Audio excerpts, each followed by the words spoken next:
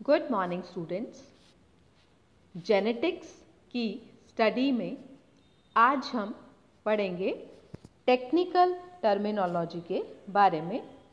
Mendel ने अपने प्रयोगों को तथा प्रयोगों से प्राप्त रिजल्ट्स को समझाने के लिए कुछ स्पेसिफिक टर्म्स का प्रयोग किया, जिसमें कुछ अल्फ़ाबेट्स तथा कुछ टर्म्स काम में ली गई। तो आज हम इन्हीं बेसिक टर्म्स का अध्ययन इस वीडियो लेक्चर के माध्यम से करेंगे। तो शुरुआत करते हैं। सबसे पहली टर्म जो कि फैक्टर अर्थात कारक अथवा जीन के नाम से जानी जाती है। फैक्टर शब्द मेंडल के द्वारा काम में लिया गया था। बाद में इसी फैक्टर को जोहानसन के द्वारा जीन नाम दिया गया। तो चलिए जानने का प्रयास करते हैं कि फैक्टर अथवा जीन किसे कहा जाता है। यह डीएनए का एक सेगमेंट होता है और इस डीएनए सेगमेंट के द्वारा हेरिडिटी को कंट्रोल किया जाता है। अतः यह आनुवंशिकता की फिजिकल व फंडामेंटल यूनिट कहलाती है। इसी जीन या फैक्टर के द्वारा ही एक पीढ़ी से दूसरी पीढ़ी तक लक्षणों का स्थानांतरण किया जाता है। तो इस प्रकार मटर के पौधे में विभिन्न लक्षणों को निर्धारित करने वाली जीन्स को मेंडल के द्वारा फैक्टर्स के नाम से जाना गया। अगली महत्वपूर्ण टर्म है अलील अथवा अलीलोमॉर्फ। एक ही जीन की दो विपर्यासी या कॉन्ट्रास्टिंग फॉर्म्स अलील कहलाती हैं। अलील्स सामान्यतः समजात गुणसूत्रों पर स्थित होती है। समजात गुणसूत्र अर्थात माता तथा पिता से प्राप्त गुणसूत्र, और इन गुणसूत्रों पर यह समान स्थिति या समान लोकस पर पाई जाती हैं। तो एक लक्षण को नियंत्रित करने वाली जीन्स इन समजात गुणसूत्रों पर एक ही लोकस पर पाई जाएंगी। अलील्स का फिनोटाइप या लक्षण प्रारूप अलग अलग हो सकता है। तो इस प्रकार से हम यह भी कह सकते हैं कि अलील्स ऐसी जीन्स हैं जो कि एक ही लक्षण को नियंत्रित करती है, जैसे कि हेयर कलर, परंतु इसका एक्सप्रेशन या प्रभाव भिन्न भिन्न प्रकार का हो सकता है। भिन्न भिन्न अर्थात काले रंग के अथवा लाल रंग के हेयर। इसी तरीके से अगर हम मटर के पौधे में चुने गए 7 पेयर्स ऑफ कंट्रास्टिंग कैरेक्टर्स को देखें तो हम यह देखेंगे कि प्रत्येक लक्षण के लिए, जैसे कि लंबाई, लंबापन व बौनापन, इन्हें कंट्रोल करने के लिए अलील्स पाई जाती हैं। अलील्स को जानने के पश्चात हमारी नेक्स्ट टर्म है होमोजाइगस या समयुग्मनजी तथा हेटेरोजाइगस अर्थात विषम युग्मनजी अवस्था। तो देखते हैं इन दोनों का अर्थ तथा इन दोनों टर्म्स के मध्य पाए जाने वाले डिफरेंसेस के बारे में। किसी भी इंडिविजुअल में पाए जाने वाली अलील्स अगर समान प्रकार की होती हैं तो इसे होमोजाइगस अवस्था या समयुग्मनजी अवस्था के नाम से जाना जाता है। जैसे कि लंबाई के लिए कैपिटल टी अथवा स्मॉल टी। इसके विपरीत अगर इंडिविजुअल्स में एक लक्षण के लिए पाए जाने वाली अलील्स भिन्न प्रकार की होती हैं, एक दूसरे से अलग होती हैं, तो इस अवस्था को विषम युग्मनजी या हेटेरोजाइगस अवस्था के नाम से जाना जाता है। इसे एक और टर्म संकर या हाइब्रिड के नाम से भी जाना जाता है। Example capital T small T. तो यहाँ आप देख रहे हैं कैपिटल टी तथा स्मॉल टी दोनों ही अलील्स एक दूसरे के समान ना होकर एक दूसरे से भिन्न है। होमोजाइगस तथा हेटेरोजाइगस स्थितियां एक दूसरे से भिन्न होती हैं। जैसे कि हम यह देख ही चुके हैं कि होमोजाइगस अवस्था में एक ही लक्षण को व्यक्त करने वाली दोनों जीन्स समान होती हैं, जैसे कि capital R, capital T, small R, small T etcetera. जबकि विषम युग्मजीय अवस्था में एक ही लक्षण को प्रकट करने वाली दोनों जीन्स असमान अथवा कॉन्ट्रास्टिंग होती हैं, जैसे कि capital R, capital T, small T. इन सभी अल्फ़ाबेट्स के अर्थ आप पिछले वीडियो लेक्चर में, जिसमें कि हमने मेंडल के द्वारा चुने गए कॉन्ट्रास्टिंग कैरेक्टर्स का विवरण देखा था, पढ़ चुके हैं। अगला अंतर, होमोजाइगस अवस्था में एक ही प्रकार के युग्मकों का निर्माण किया जाता है, जैसे कि कैपिटल टी अवस्था, जो कि एक समयुग्मनजीय अवस्था है, इसके द्वारा एक ही प्रकार के गैमेट्स यानी लंबे प्रकार के गैमेट्स उत्पन्न किए जाएंगे। इसी प्रकार अगर स्मॉल टी कंडीशन पाई जा रही है तो भी संख्या चाहे 2 हो, लेकिन प्रकार गैमेट्स का एक ही होगा, यानी स्मॉल टी। इसके विपरीत विषम युग्मनजीय अवस्था में 2 प्रकार के गैमेट्स बनते हैं। यहाँ पर आप देख रहे हैं गैमेट्स की संख्या भी 2 है तथा गैमेट्स के प्रकार भी 2 हैं, capital T, small T. Similarly capital R और स्मॉल आर अवस्था में भी एक गैमेट तो कैपिटल आर के साथ बनेगा तथा दूसरा गैमेट स्मॉल आर के साथ बनेगा। होमोजाइगस पौधों में स्वपरागण का अर्थ है कि एक पौधे की स्टिग्मा या एक पौधे पर उसी के पॉलन ग्रेन के द्वारा जब पॉलिनेशन करवाया जाता है तो इसे स्वपरागण कहा जाता है। तो होमोजाइगस अवस्था में सेल्फ पॉलिनेशन या स्वपरागण करवाने पर जो संतति प्राप्त होती है उसमें जीनोटाइप व फिनोटाइप समान होते हैं। जीनोटाइप तथा फिनोटाइप क्या है, ये हम अगली स्लाइड में देखेंगे। जबकि विषम युग्मजीय अवस्था में सेल्फ पॉलिनेशन कराने पर हमें अलग अलग प्रकार के जीनोटाइप व फिनोटाइप प्राप्त होते हैं। तो इस प्रकार समयुग्मजीय अवस्था तथा विषम युग्मजीय अवस्था एक दूसरे से भिन्नता प्रदर्शित करती है। अभी हमने पढ़ा टर्म जीनोटाइप तथा फिनोटाइप, जीनी प्रारूप व लक्षण प्रारूप के नाम से इन्हें जाना जाता है। तो देखते हैं इनका अर्थ तथा दोनों के मध्य पाए जाने वाले अंतर। जीनोटाइप यानी जीन्स का टाइप या जीन्स का प्रकार।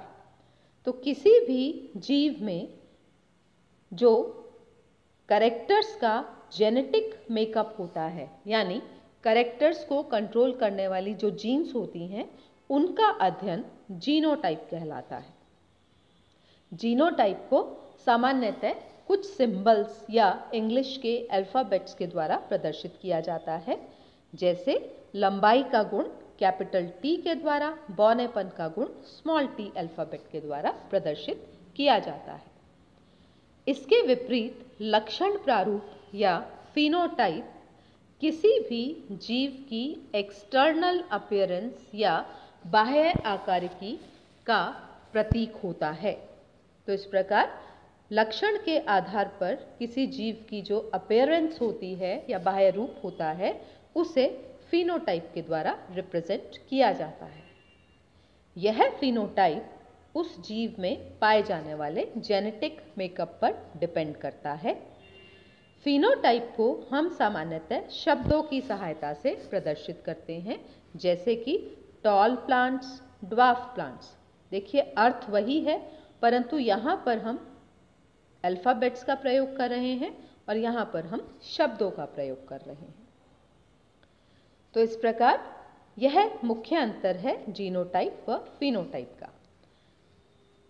फिनोटाइप जीवों को प्रत्यक्ष रूप से देखने से ही ज्ञात हो जाता है, जबकि जीनोटाइप को ज्ञात करने के लिए एक विशेष प्रकार का क्रॉस, जिसे कि टेस्ट क्रॉस कहा जाता है, वह करना पड़ता है।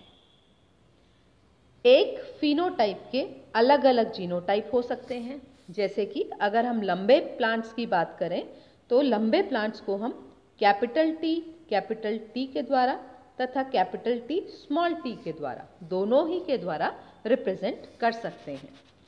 तो लक्षण तो है लंबाई, परंतु एक्सप्रेशन इसका कैपिटल टी अथवा कैपिटल टी स्मॉल टी के द्वारा रिप्रेजेंट किया जा सकता है। जबकि जीनोटाइप में ऐसा होना संभव नहीं है। एक जीनोटाइप के अलग अलग फिनोटाइप्स नहीं होते, एक जीनोटाइप का एक ही फिनोटाइप होगा।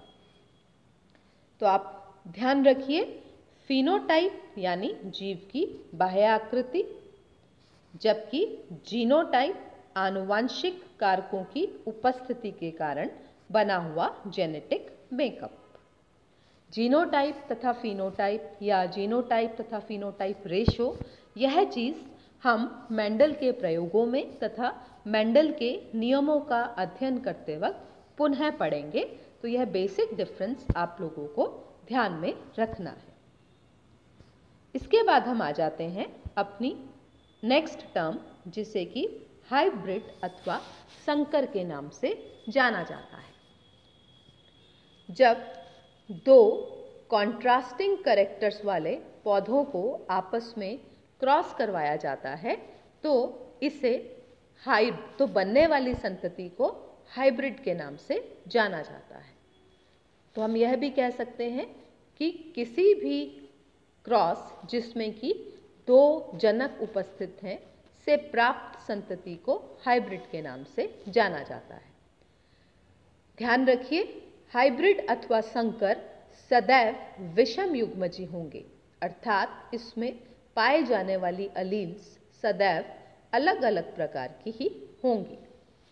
तो हाइब्रिड दो पौधे के रूप में जनकों से प्राप्त संतति को कहा जाता है। हाइब्रिड शब्द पढ़ते ही हम अपनी नेक्स्ट टर्म पर आ जाते हैं, एक संकर अथवा द्विसंकर। संकर शब्द का अर्थ तो आप जान ही चुके हैं। एक संकर या मोनोहाइब्रिड शब्द का अर्थ है ऐसा क्रॉस जिसमें भाग लेने वाले जनक आपस में एक जोड़ी लक्षणों में भिन्नता प्रदर्शित करते हैं। तो ऐसे जनकों के मध्य होने वाले क्रॉस को मोनोहाइब्रिड अथवा एक संकर क्रॉस के नाम से जाना जाता है। इसके विपरीत डाइहाइब्रिड नाम ही बता रहा है, ऐसे पादपों के मध्य पाए जाने वाले क्रॉस को कहा जाता है जो कि आपस में two pairs of contrasting characters में भिन्नता प्रदर्शित करते हैं। तो मोनोहाइब्रिड तथा डाइहाइब्रिड क्रॉसेस में कई प्रकार के अंतर पाए जाते हैं। पहला अंतर तो हो गया अलग होने वाले विपर्यासी लक्षणों की संख्या, एक जोड़ी अथवा दो जोड़ी।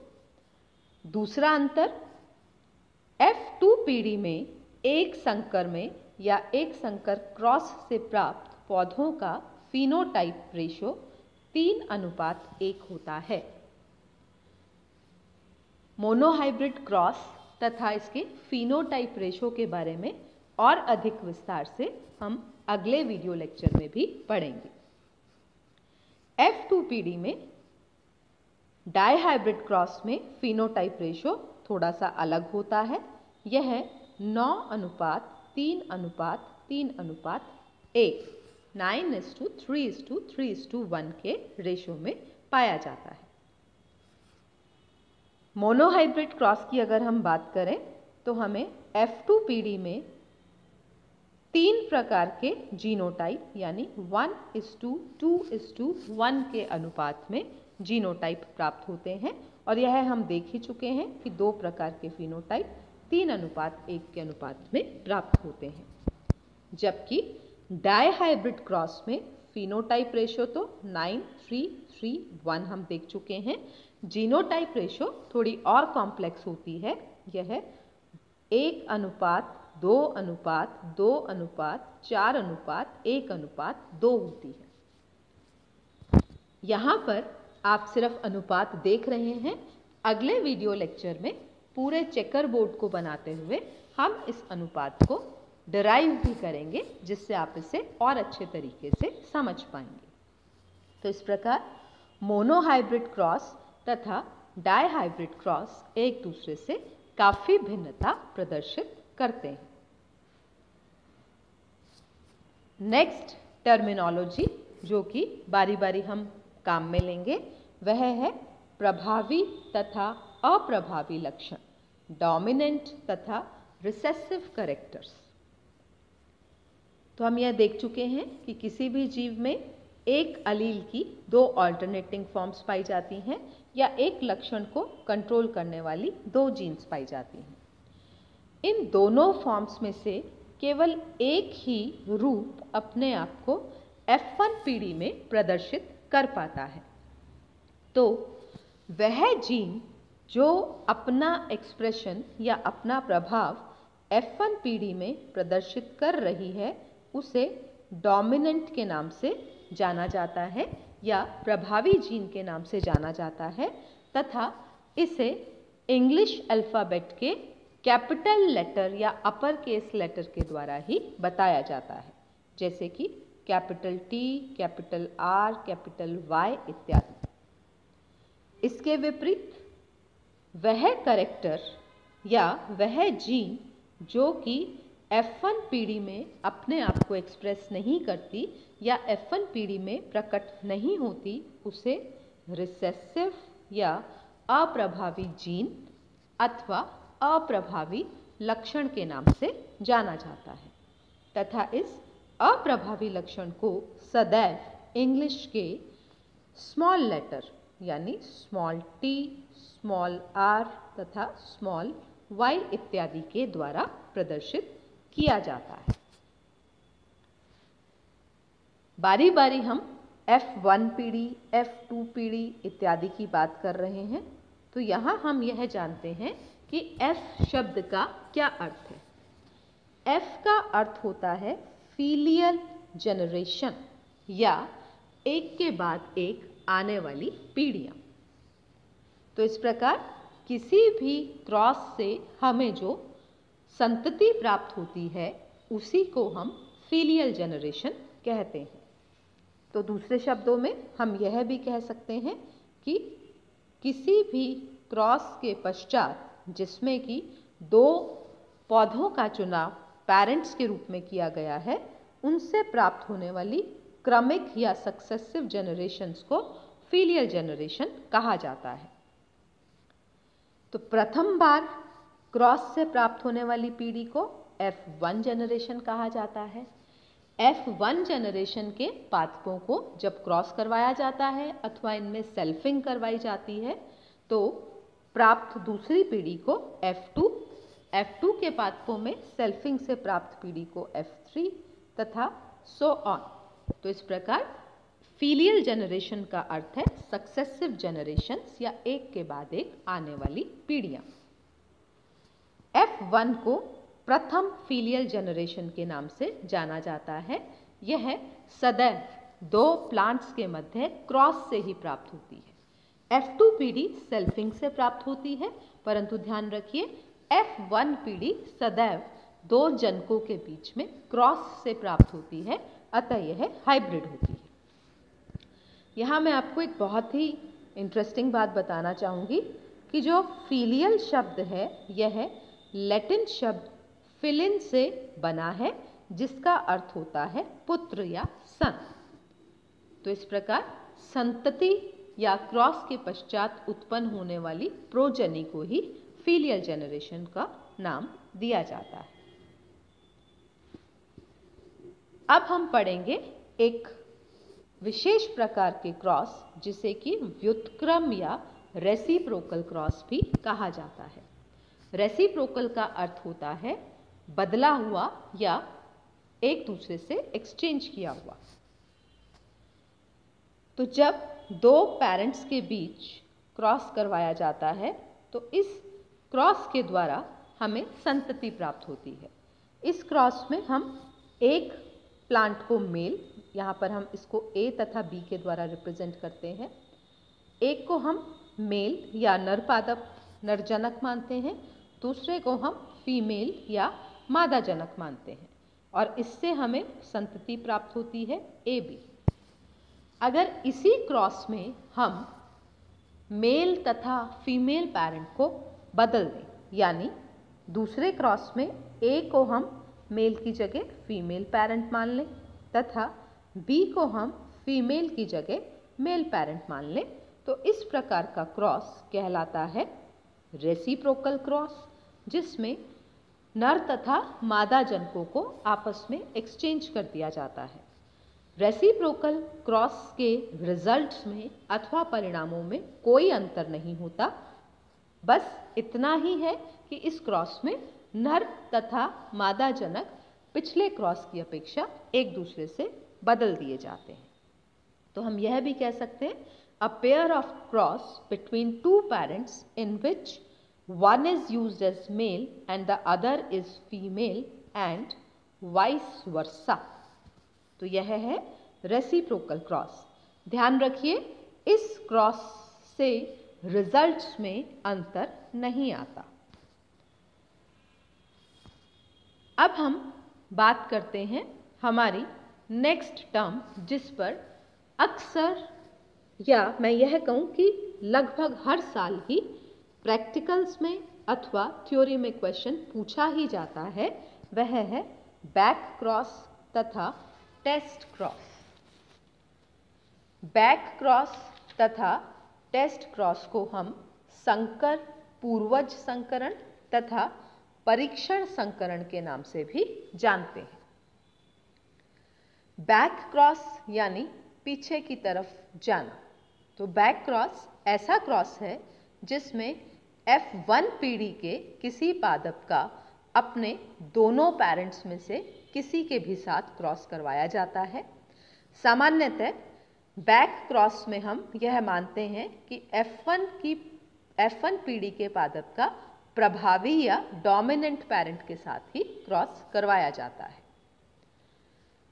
इसके विपरीत जब F1 हाइब्रिड को रिसेसिव पेरेंट के साथ क्रॉस करवाया जाता है तो इस क्रॉस को विशेष नाम दिया जाता है टेस्ट क्रॉस।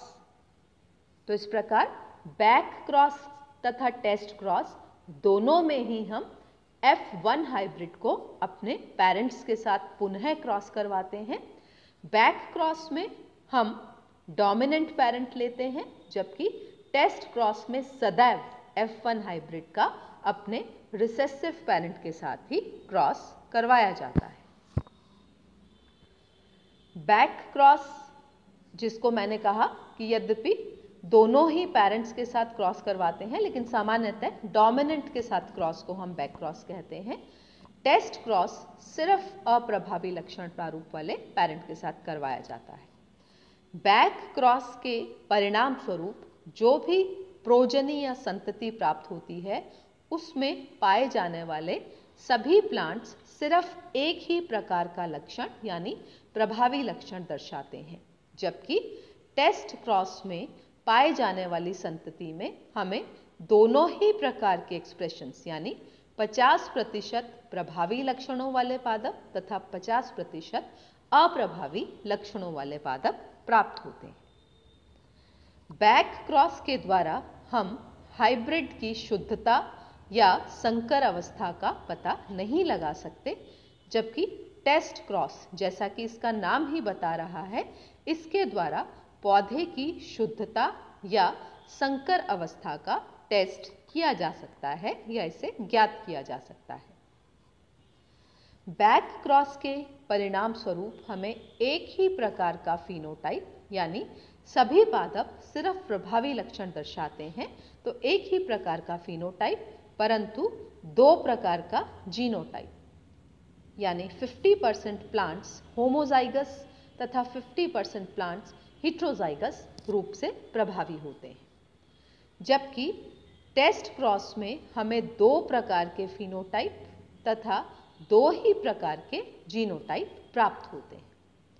दो प्रकार के फिनोटाइप यानी 50% डोमिनेंट या प्रभावी लक्षणों वाले पादप दिखते हैं तथा 50% या आधे अप्रभावी लक्षणों वाले पादप दिखते हैं। तो इस प्रकार बैक क्रॉस तथा टेस्ट क्रॉस दोनों ही क्रॉस पौधों में किए जाते हैं तथा टेस्ट क्रॉस स्पेशली हाइब्रिड अवस्था की शुद्धता का पता लगाने के लिए किया जाता है।